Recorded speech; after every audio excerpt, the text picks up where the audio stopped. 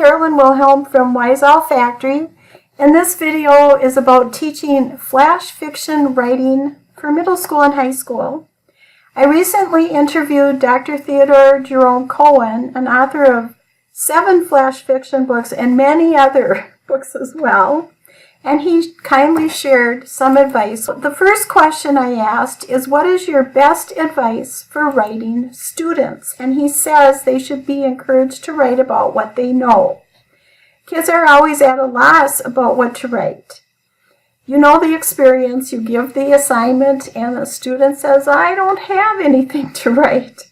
Yet they have had experiences with pets, girlfriends, boyfriends, teachers, parents, relatives, employers, strangers they've met on planes, trains, buses, boats, and so forth.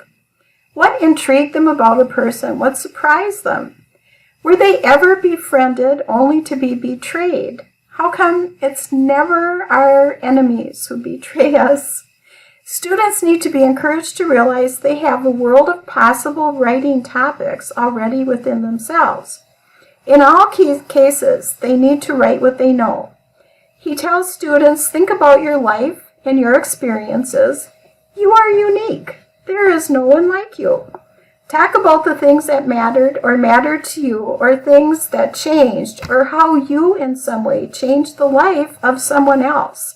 And just start writing.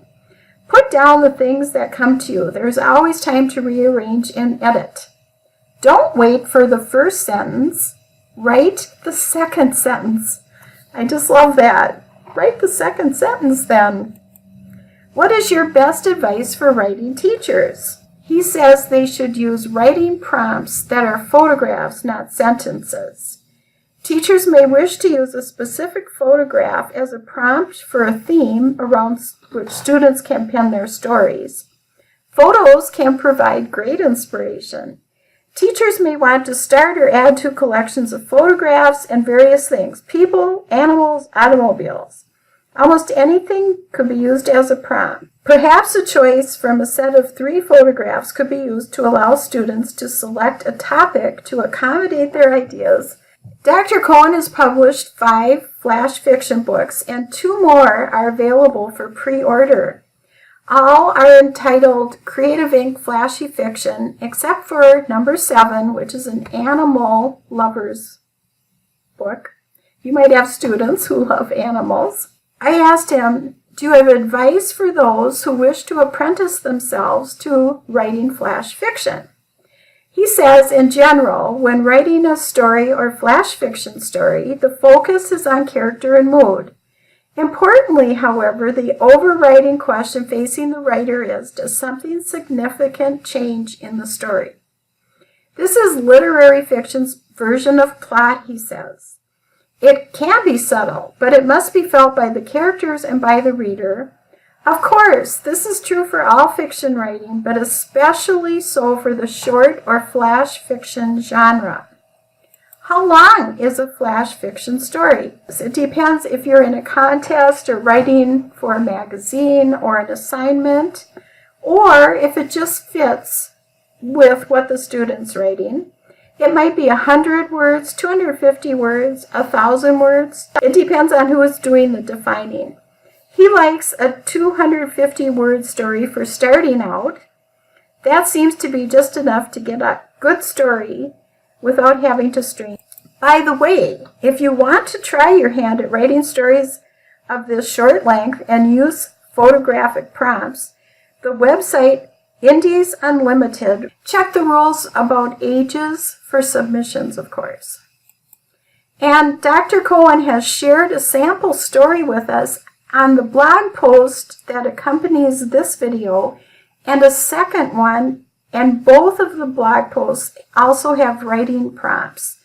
I just love that little fairy. I think kids could think of really good stories to go with that. What should a teacher emphasize in teaching flash fiction writing?